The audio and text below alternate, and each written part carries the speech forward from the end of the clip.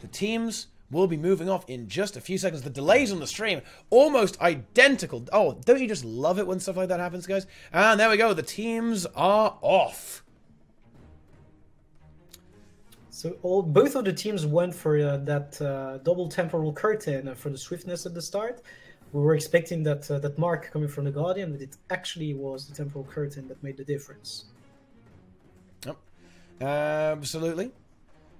And then, of course, stealth. A bit of stealth up there. Looks like yeah, you're using stealth gliding there. Very smart. You are got a big boom corrupt already. Yeah, they got a bit caught there, so getting slowed down, but not delaying them too much. And in one player had an issue as well. Yeah. In one of the their players got revealed. Yeah, got revealed and corrupt. That's very unfortunate. So it looks like will actually go into this a little bit ahead. The unfortunate thing about that corrupt is that you, of course, stack swiftness at the beginning, and that gets corrupted into cripple. So it actually slows you down if you get that corrupt. That's why that is good DPS coming out from UR. Actually, look at that. Already on the first break bar. Although I do believe that will catch up, actually, if all things remain equal. I think will have the superior DPS thanks to their composition if things go well for them. Big boon corrupt for the Dragon Hunter on UR. That does cost you a little bit of DPS. That's not going to be too terrible. They have a down state. They'll be able to rest that easily. Yeah, I believe that made the decision to move Sloth before doing the first break bar, whereas UR did it almost on the spot. Some different tactics being shown right there, and I think that just made the decision overall to play it to the safest. Oh, and UR might be seeing the downside of that soon because their greens are respawning. That's they're losing the DPS. That is avoiding. Wait, but what happened to actually? What happened? Why did they have no space? Did they kill their slumling? I am not quite sure what happened to them. There's a shake, and they're losing players. They're losing a lot of players here. I think is actually going to end up wiping here. And they are indeed. Looks like a wipe. This is a wipe. They GG'd. Now, I'm just going to go ahead and grab the replay, guys, so we can see exactly what went wrong there. I'm not sure if we actually got a view of it on the stream, though, actually. I'm not quite sure. I'll see if we can see what exactly went wrong for the crossroads there. So their player goes off to get the second mushroom. And he does eat, I think. They do get the eat there. So just go ahead and skip on a bit further. Yeah, the player is eating. Oh, they pulled him. Yeah, they pulled him in. Yeah. Oh, look at that. Let's just hang on. Let's see that. Oh, look at that. Look. Oh, there's that focus pull. And there goes the player, an instant down state there. Oh my goodness, quite unfortunate there for in, and that leaves them no space. And they do unfortunately die as a result of that, as we see later on in that clip. And they in have just started again after having to run again. Wiping on Sloth is very punishing here, actually, because you have to go through the trash again and do all of that. The stealth setup. Exactly. Again. You have to stealth again. You can't just run. You have to collect yourself before you go back in. So that is a huge time loss, of course. And, meanwhile, UR is on their last CC, but they do not have any space. Eating. This is spicy. They are standing on the green AoE. That's tasty. And what's happening? Oh my god. This is... Can still make it. Can they do it? Make it? I think they have this. They have. Someone ate. They've got this. They have this. Someone decided to pull the 200 IQ plays and went to get the shroom while they were all stuck on the greens. Very nicely done.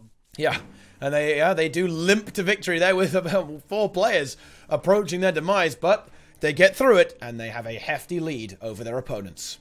One of their players forgetting to GG there. That is costing them a few seconds.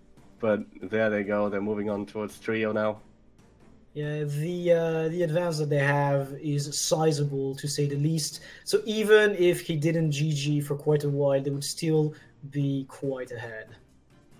Oh yes, and I'm wondering if we're going to see any portal strats after trio. We're going to see them skip those updrafts quickly, or whether they're just going to go the normal route. There's not much that you can really do to speed up trio. You can technically kill Narella a little bit faster, but other than that, this is not something that you can really save a sizable amount of time on. And in a way, the guilds can use this as almost like a breather, right? To kind of collect themselves, prepare, relax a little bit, right? Because there's not much that can be done here, especially in the first 2/3 of this fight. It's more like they could even use it to relog, right? You could have your players relog here to get to the right classes. Because of course, unsurprisingly, well, I mean, unsurprisingly, I can't even say unsurprisingly yet because it hasn't happened yet. But I'd put money that we're going to see a lot of mirages. Oh, I have a feeling too. Yeah. Yeah, I think that might happen. You know, it might happen.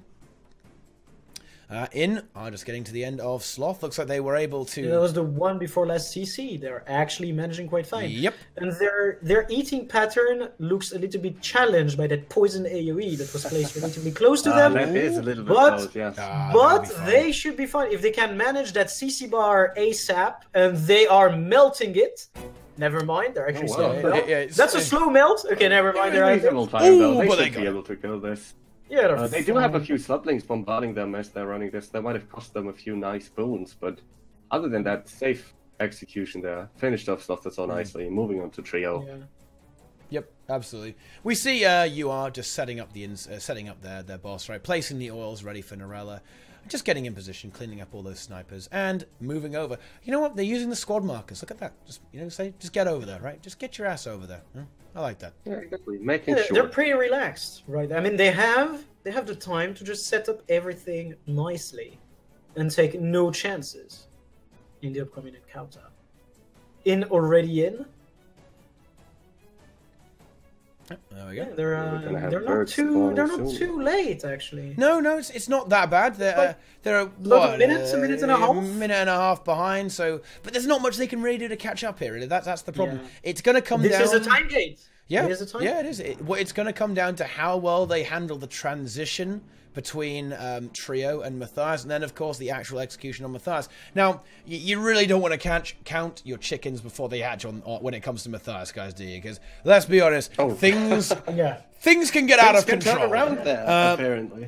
Matthias is quite the boss where you'll get a lot of mechanics hurled at you and they can snowball very quickly. A lot of AoEs you can't stand in, a lot of crowd control, condition pressure as well from burning, poison, and chill, all very annoying. A lot of one-shot attacks and things that you could just get punished so hard for. One misclick of a feedback can actually lose you an entire tournament.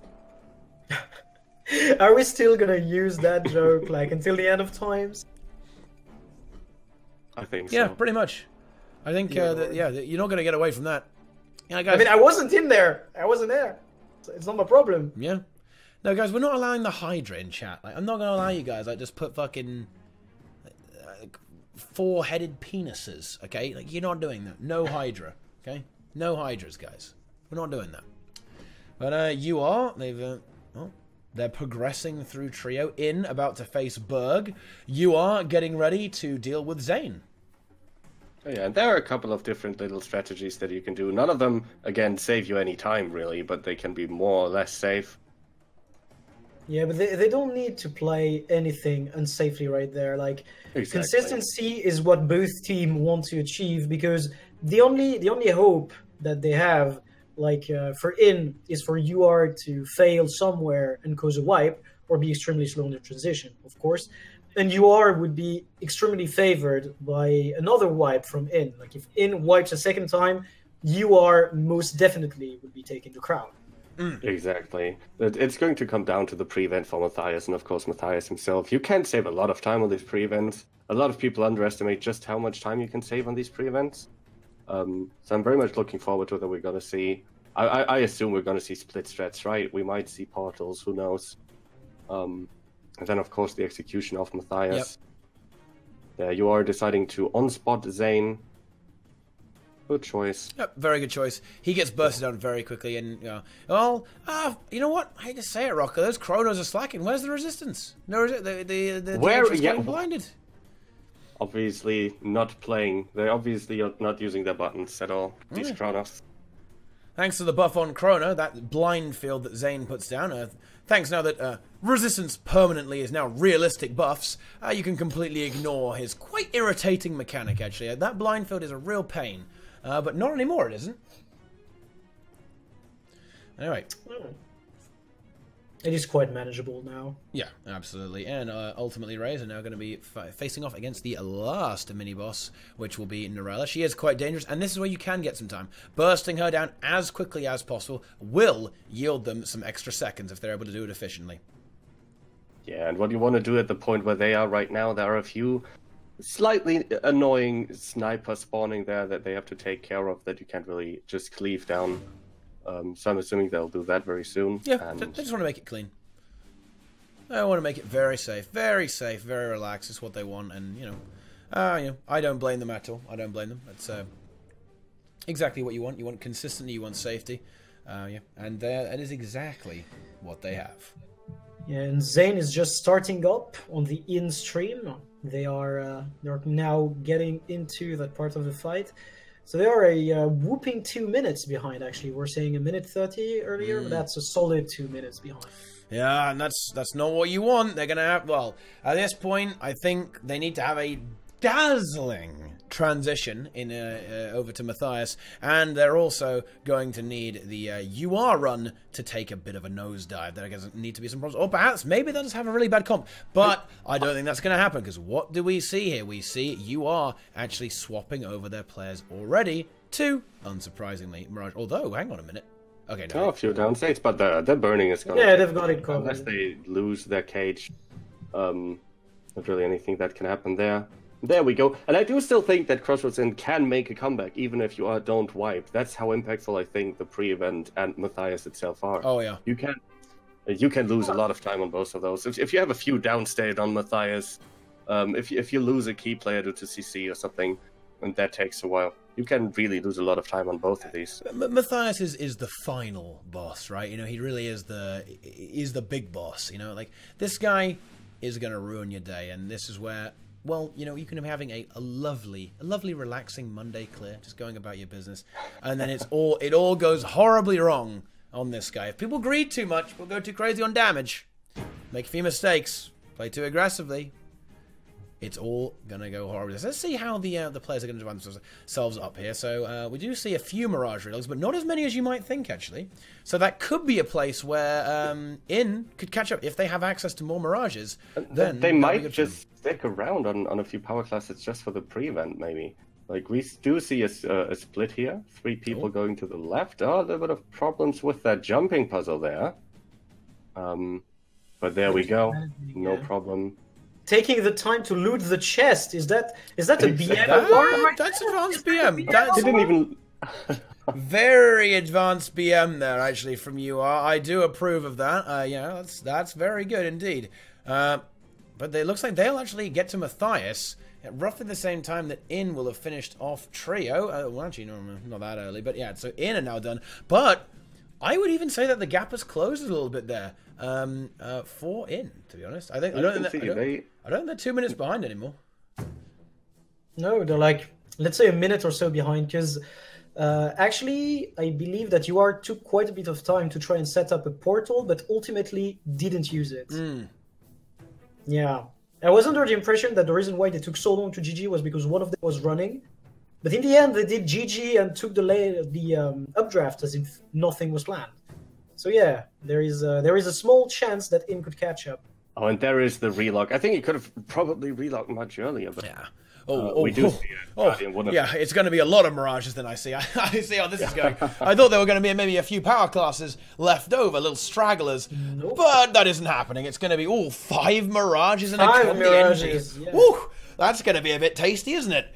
So, and stacking Mirages is so helpful on this boss, because the more Mirages you play, the less Moas you need, and then some of them can actually play with the Blink Elite, and that allows you to play the X build on Mirage, which is slightly more DPS on him as well. So this really does, it's quite the good strat for this. It's pretty much the best comp that you can roll with. Yeah, with a very solid DPS, you can be looking for 2 sacrifices. However, losing any of those players can be a really big problem. And they're going to have to make sure they nail all these reflects down as well.